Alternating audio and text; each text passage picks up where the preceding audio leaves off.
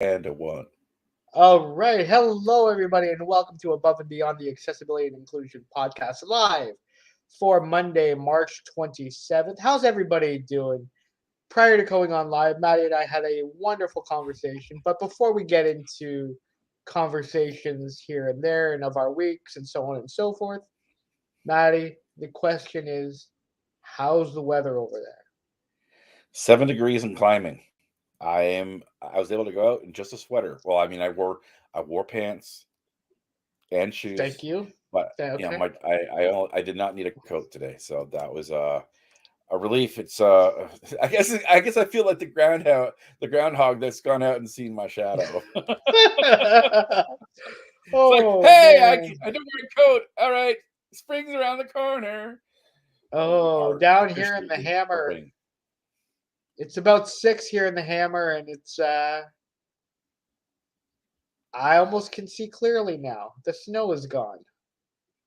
You know, Yeah, it's snows. Yeah, I it's heard some Eastern Ontario folks that moved to Toronto are adjusting to the fact that there is no snowpack in many places around the GTA. Because yeah, we still have snowpack. We had yes, yes there I, are. I I I follow a meteorological Twitter account that just basically it's all about all of the records weather records in Ottawa in the Ottawa area, and we have a contest going on to figure out what day is the snowpack at the Ottawa airport going to be below 1 centimeter, and every day as the snow comes and goes and the rain comes and goes, he sort of says, okay, well, based on this, it's going to be, it would the average it would be this day here, but of course, weather comes. We still have. Will we get snow? Will we get rain? We see another big storm coming Friday and Saturday, but is it going to be a rainstorm, freezing rainstorm, snowstorm, a mixture storm? Man, we talk a lot about the weather on this live. I am happy to report that at least in Hamilton, the snowbanks are an ATM machine. Mm. We're I think at 24 centimeters right now. I think in Oh, Ottawa. this is Yeah, it's about just it's a never-ending snowstorm, my friend. It's a right. Ever never-ending storm. never ending snowing. Yeah. So what's been happening down there, Maddie? What should we do? How should we start the So, conversation? well, I think we can basically treat it like a bird, but cut off, but add a T, and then we can talk about the budgie. There's There you go. There's number one. That's the tweet. Maddie That's the Bob's tweet. number one, right? That's it. Yeah, right. There we go. So All let's right. talk about the budget, So Maddie. Go ahead. yeah. So Ontario budget was presented last Thursday, and I read through the budget document. Um, the word disability is in there 2 times, and it's both times talking about the following through on the government's commitment last year to index ODSP and ACSD, the Assistance for Children with Severe Disabilities, to inflation. They didn't actually put the amount, the inflation amount that they're fixing it to, or what time. I'm expecting to see that sort of announcement in the next month or so. It's going to be as of July 2023. Again, the law for that passed back in November, December, but it's being budgeted for now going forward as of this budget. So that's basically that's it for anybody with disabilities. Raw, we're saved. What are we going to do with that the extra 40, 50, $60 a month that we're going to see? Especially when inflation is at for food inflation's at 10.9%. So like we see if the government of any size really wanted to deal with disability poverty, we wouldn't be inching this. We wouldn't be putting nickels and dimes and quarters and loonies and toonies and threenies at this. We would look at like what is the level of what is the poverty level. And what do we do to make sure that people with disabilities who need more than the average person, and the poverty level is based on able-bodied family, right? Able-bodied person. It's we know from all the studies that cost of disabilities is higher than that. So we need to get, if they were serious, we would have had ODSP doubled before. We somehow we've got to find a way to break through this government's mantra of the best social service is a job, because that just doesn't work for us, because we know that out of the just under 400,000 individuals on ODSP, only about 25,000 actually work at all. Yeah, First but rant then done. that begs, but that begs the question, Maddie. Only 25,000 work. But then the other question is the other 375,000. How many can work of that Yeah. 350? Or You know, yeah. like Yeah. What are the you know what I'm trying barriers to say. stopping us from doing that? Exactly. Yeah. What are the barriers that are stopping us from doing that? You know, what can we do to encourage work? To encourage, whether it be volunteering, So whether it be part-time work. There's so many um, avenues of work that really can appease everybody of all abilities. And I think we need to yeah. experiment and investigate that. I think the only way we're going to get things move things forward with this government is finding a lot of the small things. Finding a lot of the small things that we can push to get a little bit of change here, a little bit of change here, a little bit of change here. And one of them, I think, the I submitted, because I have I do a little bit of self employment, a tiny little bit. And so, but because you do self-employment, you get to give your income report for the whole year. And so I submitted mine, and had a conversation with my worker, and she wanted to remind me that I only would get the working benefit, the $100 that we get a month, for paid work and not for volunteer work. And that's not my issue, but I'm like, it made me think. Well, we, you know. The world moves forward when we're people with disabilities are involved at all. So maybe we need to have a volunteer a monthly volunteer benefit for those who are unable to work but can do some volunteering, and get credited for that. There's a lot of talk about volunteering, a lot of talk about getting community organizations doing more of the stuff that government really should be doing. But hey, um, this might be a good. Again, this just hit me in the last 3 days.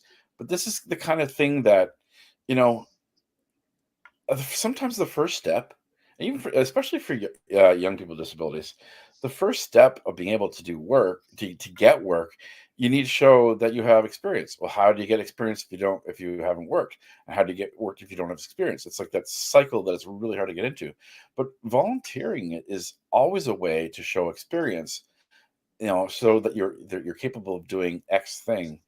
But it's also a huge benefit to society. It's a benefit to you, benefit to society, benefit to your eventual employers, because you're going to have people with real life experience on top of the working experience. So that's just a thought that I've had.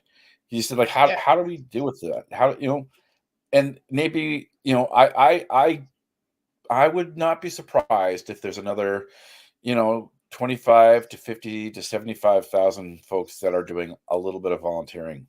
um yeah, so there's there's the if our income, if all of our needs were met, like housing, like food, like medical, and all that stuff, it's actually then easier for us to find work that can give us more, so that we can spend more in the economy, and improve the economy that way. But failing that, you know we have to find all these small things that we can chip away at, the low hanging fruit, as I've been told. many times as an analogy. As No, long I as they're not bananas, because I'm allergic to bananas. and I certainly see where you're going, Maddie. But not to play devil's advocate with you, but I'm going to play devil's advocate with you for a quick second. Now, with regard to that volunteering and then receiving some sort of credit for it, does that Mhm. really constitute volunteering? I mean, No, people, this is. go Go ahead. ahead. Go ahead. No, go ahead. No, you go ahead. No, you go ahead. We're so Who's on Canadian. first? Right? No, So who was on polite. second? What's on first? My sister and I did that for a talent show once. It was really funny. I okay. So the governments of all sizes give out benefit things for this and for that. Benefits are not income, right? Benefits can add to income. Benefits can give you things, but a benefit is there for a purported social reason. So we get a child. There's child benefits. There's disability benefits for children. There's the GST, which is a benefit because we spend money, we get taxed. Well, here's a little bit of it back. So there is a working benefit of $100, right? Every month that you work under ODSP, you get $100. I'm saying that having a volunteer benefit of $100, think of it this way: it's like it's helping you, uh, helping with your time, whatever the things that you need to do to be able to support organizations out in the community. It's not there are these kinds of benefits and the non-taxable benefits in the federal government. This one would just be your time is valid regardless of where it's whether it's you're earning income of the job or you're helping the volunteer sector. We have a huge need for workers and volunteers in the world. We're short. I think I read 400,000 workers for positions that are open right now that aren't being filled. Um, it's close to the same thing in that in the volunteer sector. There's so much need for time and energy to be put in something. So we may not, as people with disability, may not have the ability to do a 9 to 5 or 2 to 5 or 3 to or all of the things that the able world works around. But we can do the hour here, the 2 hour here in volunteer. And I think just being recognized is a huge boost to recognition of any sort boosts self-esteem, boosts mental health, but it also will tangibly do something. um and I honestly think like this government likes to see things pushed down to having other people do the work that government would normally do. So Yeah, and as we've said, people with disabilities are not here just to exist. We're here to make an impact. And if it falls on the volunteer purview, then we should be acknowledged for that. I know in mhm. Hamilton, we have Volunteer of the Year awards. We have different types of acknowledgments, and as you alluded to, benefits. So that was a very astute way to put it. Um. So okay, so Maddie, I really don't have much of a transit rant on this week's live. You're not gonna I'm bust the move today. you know I'm gonna be honest with you. I am just confused. You know, it went off the wall in Hamilton for I would say probably a good 3 weeks, and from a phone system for some reason over the last maybe 3 4 days 5 days, it's gotten a lot better. How do you go from one extreme to the other? Like it feels like at the snap of the fingers. So I'm very curious. I'm very um I want to understand how it goes from one end of the spectrum to the other. Maybe they've just blocked absolutely everybody that nobody can see their messaging. This is true. Yeah, I have not been blocked on Facebook, and I have not been unblocked yet.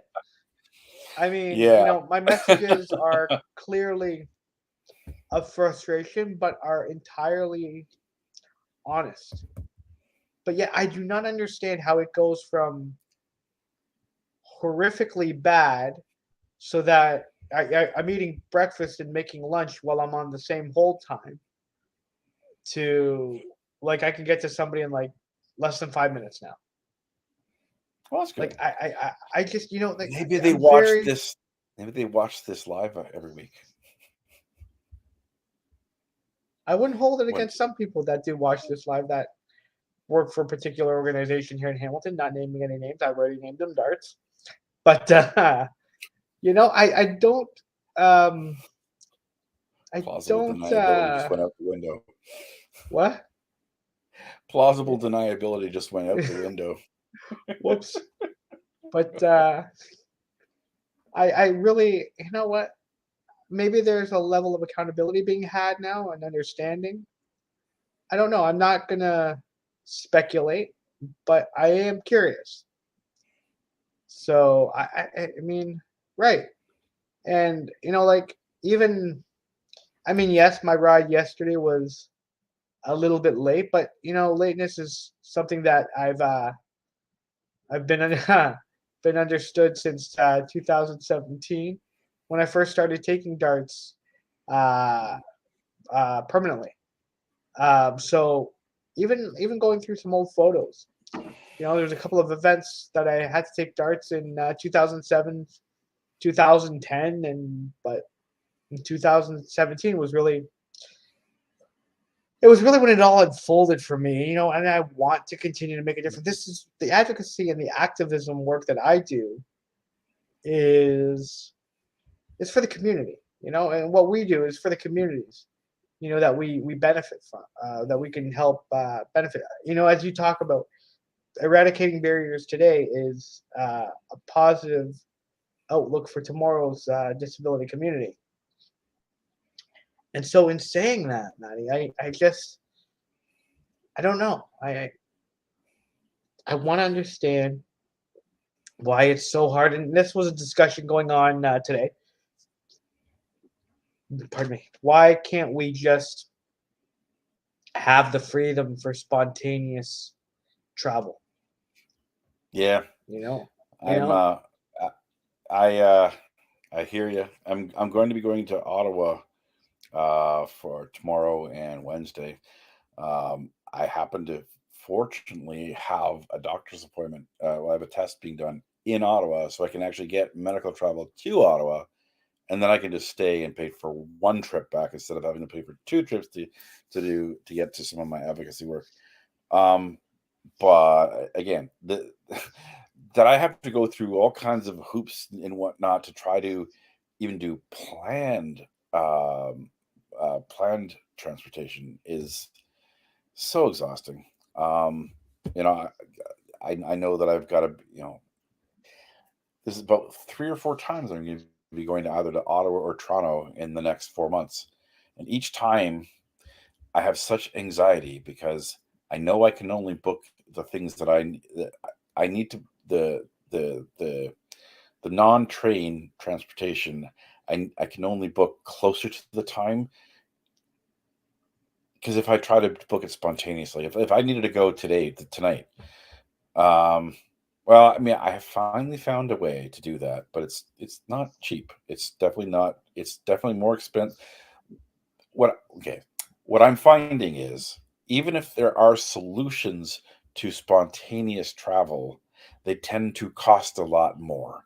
So those who have money have the ability to do things spontaneously, but those of us who are on ODSP, our lack of income, our lack of funds eliminates our ability to, or very much restricts our ability to be spontaneous. Then the system makes it even harder. So essentially, you're alluding to capitalism as being a downfall for people with disabilities. I was going to make a comment about how it's important to keep all of the money to the 1% of people because we know that they have everything in our best interest. We work for the man because the man's going to feed us if we do everything we're supposed to do. Hopefully, probably someday, maybe. See, that's the thing, Maddie, and you talked about this in your little mini rant with regards to getting to Ottawa for medical and travel and whatnot. Yeah. That begs the question of disclosure.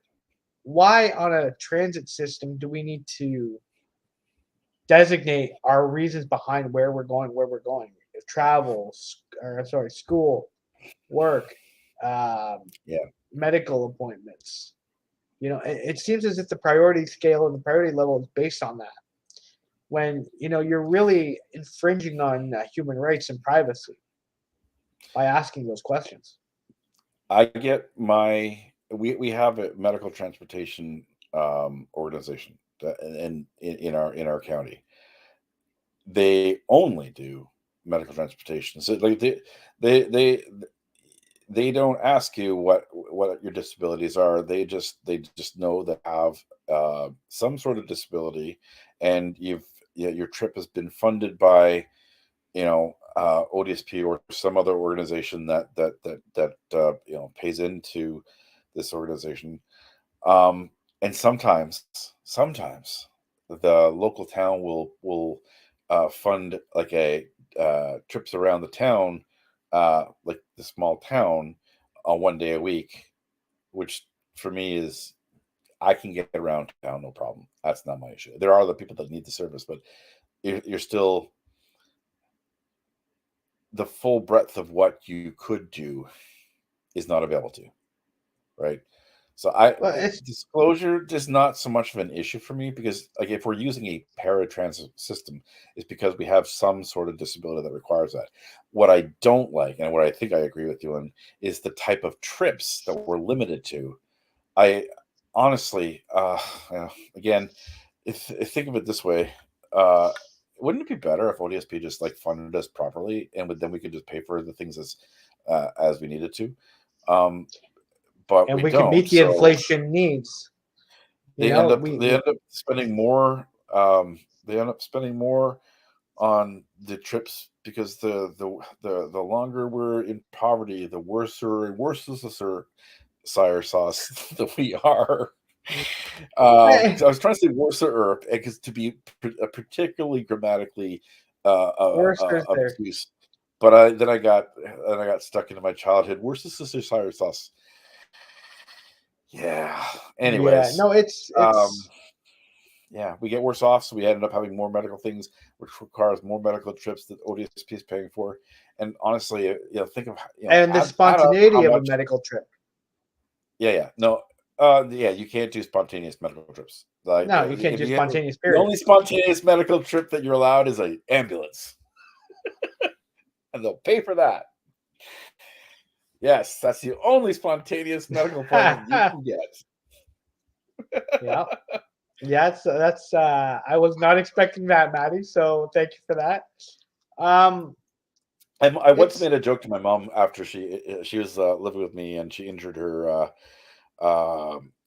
ankle. Well, okay, so she asked me, "Is it like this is in December?" She asked me, "Is it snowing outside today?" And I said, "No, it's not." So in her mind, that it's not snowing, I can wear my sandals out. And then she goes outside and slips on the ice, breaks her ankle in 3 different places, and ends up being bedbound for months and months and months and months. Anywho, we made a joke to her because she didn't know if she's talking about this joke. I don't think it's going to go very well. Anyways, we made a joke about where her next. If she kept this up, she was being a little bit hostile about some of the things I was trying to tell her because her diabetes was out of control. So like, you can't really do this, and I had a public nurse with her, and we were talking about it. So I said, "Mom, you've got two choices. The next place after living here with me, you got two choices. You got 6 feet up." into an institution, or 6 feet under. So I know this is completely random, but my mom, she died in December 2019, about 3 months before COVID happened. So she decided that she was going to follow the 6 feet apart rule first. And there's some morbid from the minds of Maddie. I probably should have stopped myself at the beginning, but I was like, yeah, well, people might find it funny or morbid or be aghast. I Aghast. This is a kind of like this feels like a 10 o'clock kind of Facebook Live to me right now. Because I realize I'm a little bit unfiltered, like my coffee. I don't know how to transition from that one. I really So let's talk about the federal budget that's coming tomorrow. What could be in it? Could we see an emergency disability benefit coming? Could we see the CDB funding announced for the next stage of getting it ready to go out next year? Could we see some elements of the Disability Inclusion Action Plan? Could we see things regarding the autism strategy? Could we see a GST increase for people for in low income? So many possibilities. Go ahead while I drink coffee. Yeah, you know what, the possibilities are endless, but I ain't holding my breath, to be honest with you. I think we need to count how many times we see the D word in the report of the budget. Like, I think that's where it starts. You know, that dreaded D word, disability. And no, it's not something I don't. I think you'll see inclusion used a lot. Getting some hints about that. Interesting. Like, and even the word inclusion.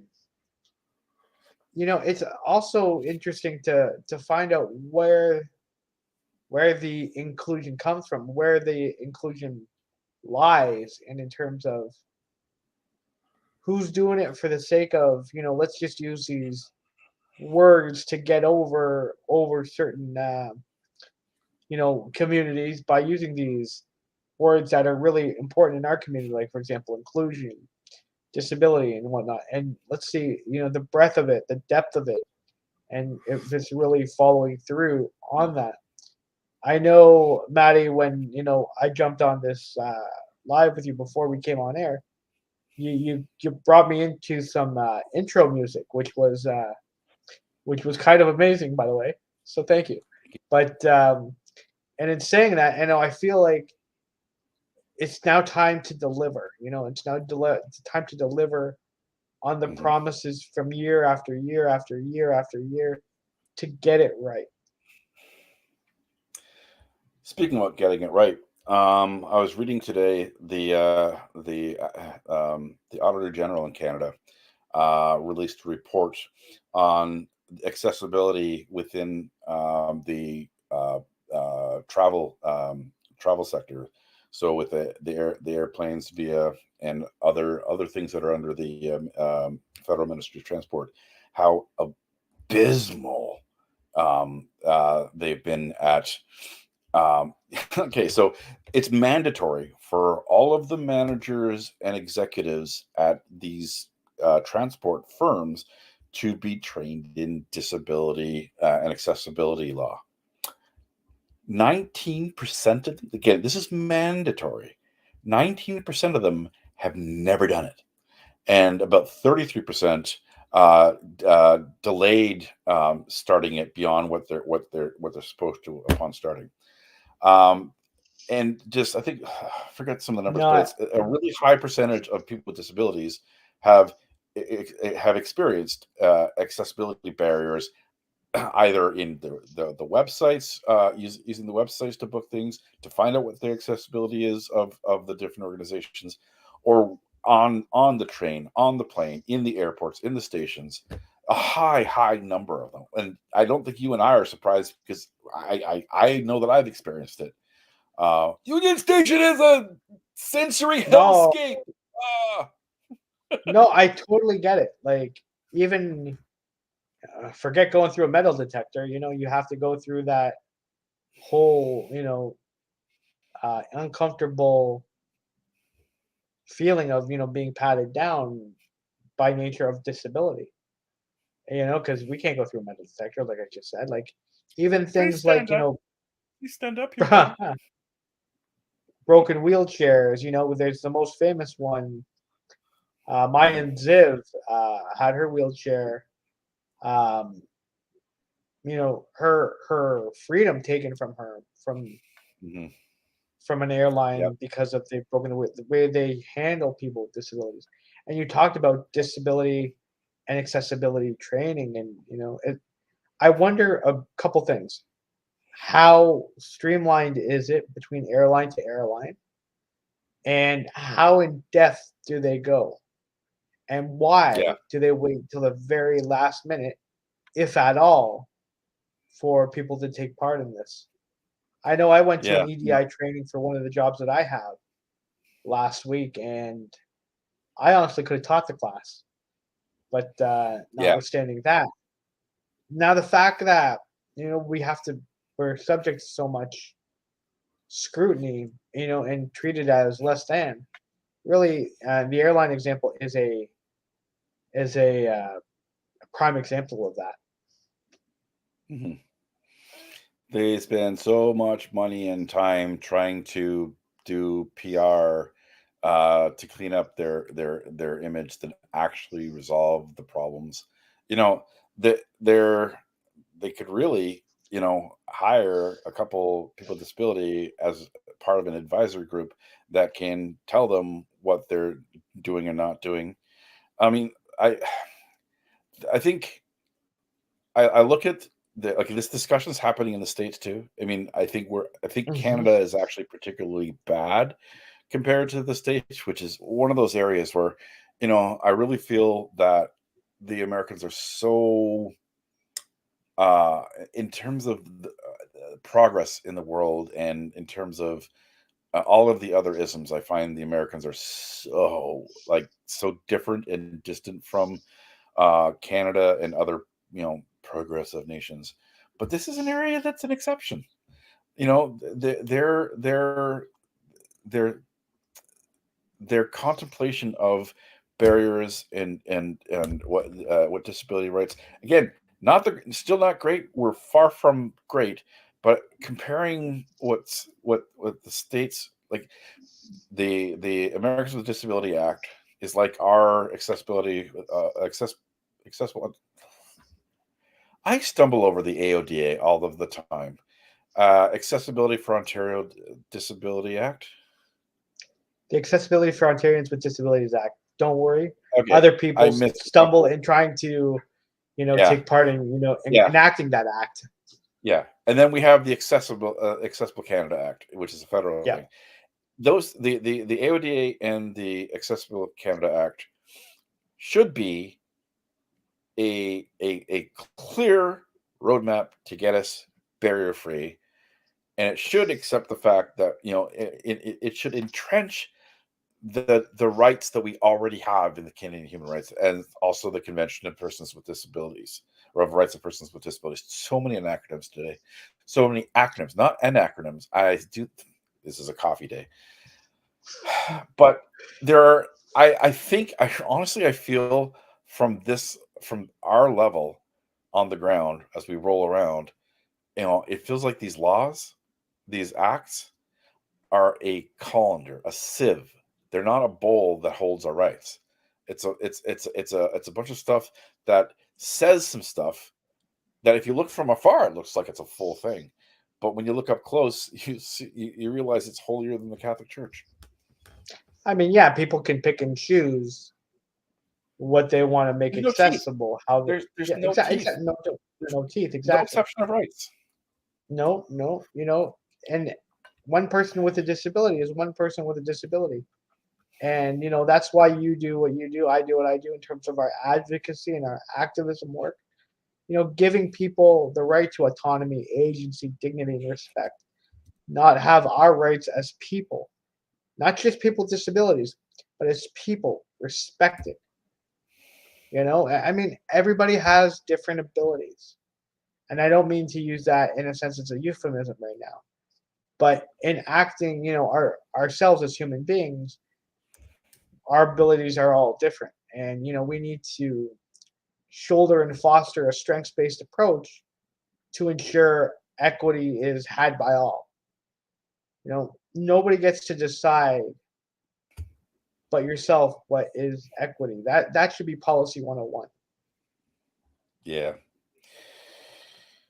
We talk about the fact that we have the need for compliance, but if the compliance doesn't meet the needs for people with disabilities, why are we doing what we're doing?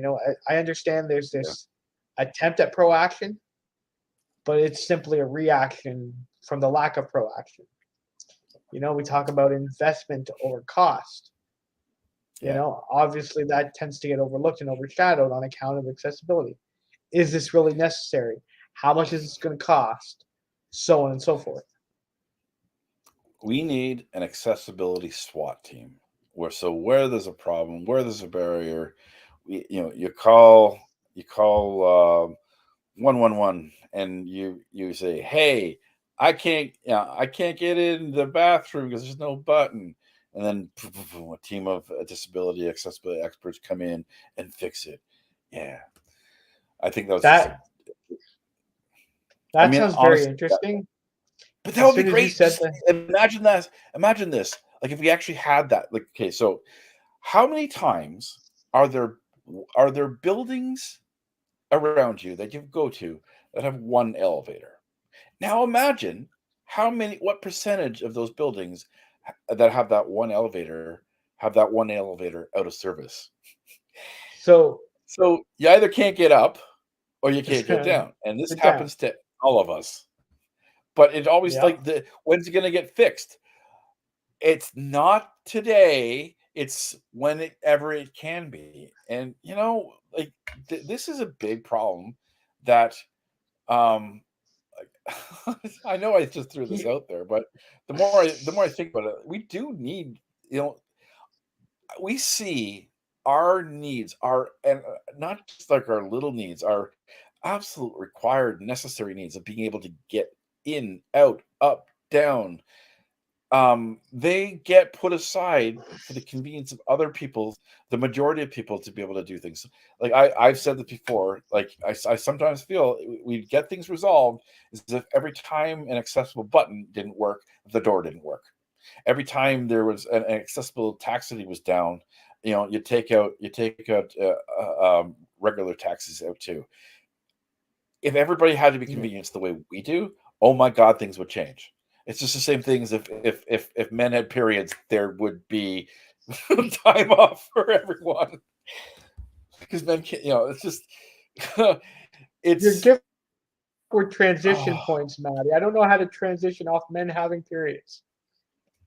well, you're But using the when you ellipses, comma, huh? comma, comma, chameleon, and then you go to something else. You make a joke, and then pick another topic, or So respond to what I said before. I just made the interesting point.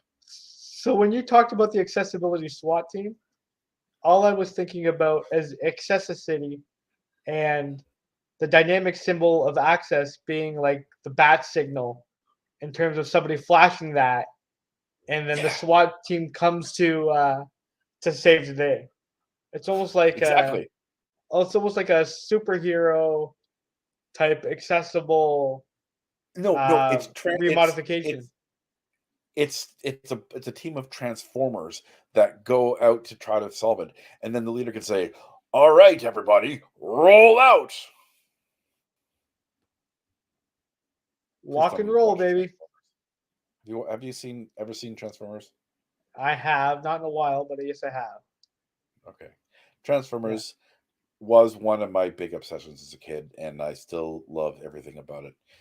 I used to have a box full of about 500 Transformers that I'd collected over the years, and I when we had to downsize significantly and we moved from like a 4-bedroom house to like a 2-bedroom apartment, small tiny apartment, I knew that we didn't have enough room to take all of our stuff. So in order to show, to convince the kids to also, get tear down some of their number of toys, I gave up my Transformers first, and it made it a lot easier for the kids to, you know, sadly, but you know, sell or give away some other toys. I miss those Transformers, but I know it was the right choice at the time. Anyways, yes, I was a big Transformer fan. So, Autobots roll out is Optimus Prime's tagline. So, it was funny if you knew it. It's a long way to explain a pop culture reference that I threw out there. This is an unfiltered coffee day. I swear. This is my second cup, but there's nothing happening with this cup. Hey! Second cup don't pay us. We don't promote them. That's true. Yes, because we'd rather earn some Starbucks. We just gave them free advertising. We didn't actually. Right? Yeah, most places don't mind being mentioned. They just don't like their logos being used without permission. This is just let's start winding down this live, Maddie. On Above and Beyond end this week. It's going to be a very busy but very important week. The financials from the campaign last year are going to be submitted this week. Finally, long overdue, but exciting nonetheless. Feels like that when one door closes, another door will open, and we'll see what happens then and thereafter. Following that, this Wednesday is the Conn Smythe dinner in support of Easter Seals in Toronto. I was asked to attend this year, so I'm looking forward to that. Thursday, I've got the Nothing About Us Without Us, accessibility in the workplace. So I wanted to bring that up earlier in our live in the conversation there when you were talking about being able to work and all that. Talking about the needs and meeting the equitable needs of people with disabilities. The cost of a person with a disability accommodation, 90% of those costs are $500 or less. And if you're a major corporation, that's really a drop in the bucket. So, and in saying that, we do need to bridge that gap. And we really need to ensure that, where there's a win for accessibility and inclusion, there's a win for everybody. Because we can all benefit from, our lived experiences and the opportunities that we've had and so on and so forth. Yeah, and, it's just, weekend is coming up. It's going to be an exciting weekend as well. I've got a couple things happening on the weekend, not announcing those just yet, but exciting to say the least. What's on top? You talking about going to Ottawa tomorrow, Maddie? Yep. I'm there's a bunch of organizations I'm going to be meeting with. I happen to be in the intersection of several disabilities, and it's like my message is the same. We need to fight for support, and remove all the barriers for people with disabilities. But it's each each each disability, each condition, each challenge has its own particular challenges, and I like to be able to connect with other organizations so that I can share like what I've been doing and see what they're doing and see. I mean, honestly, I can't. If I could just clone myself, it'd be part of everything everywhere. But I do like to have some days where I can, connect with people in one place instead of all over the place. It's neat to be in person again in many places, like masking still, but it is really cool to be able to just like physically connect. Zoom is great for being able to sit in this chair and be anywhere all day long doing different things. But sometimes you can build rapport and relations a little bit easier in person for some people. Some people, Zoom is the best thing that's ever happened. Yeah, well said. Well said. I don't know where we go from here, Maddie. Like they say the only way you can go is up, but when you're stagnant. Go ahead. I was just gonna say when you're stagnant, it's not going anywhere. Yeah. For months and years we don't go anywhere. Yeah. I'm going to be very busy in April because April is Autism Acceptance Month, and the primary disability that I do advocacy work in on behalf of is autism. So we have a couple conferences I'm going to. There's a lot of different meetings, a lot of different stuff, and it's going to kick off on the second Sunday, April the 2nd, is official World Autism Acceptance Day, and I'll probably have a Facebook Live on that day with. I might pick the brains of a few people to sort of do an ad hoc kind of like hello day. So that's something that I'm looking forward to this week. I used to not Happy to like join you. April, but I am very much trying to. It's the month where the more eyes are on this particular disability and the work that many of us are trying to do to have lives that we can thrive. Well, absolutely, and happy to join you in solidarity, my friend. And anything I can do to support, I'm there. Friends, well, thanks so much for joining us. I, as we say in the disability community, nothing about us without us. Have people with disabilities, people with lived experiences as part of the solution. We all deserve a world where we can live, work, and play together, all encompassing, accessible, and inclusively. Thanks for joining us. I'm Anthony Frisina. That's Maddy Dever. We'll see you guys next time. Take care.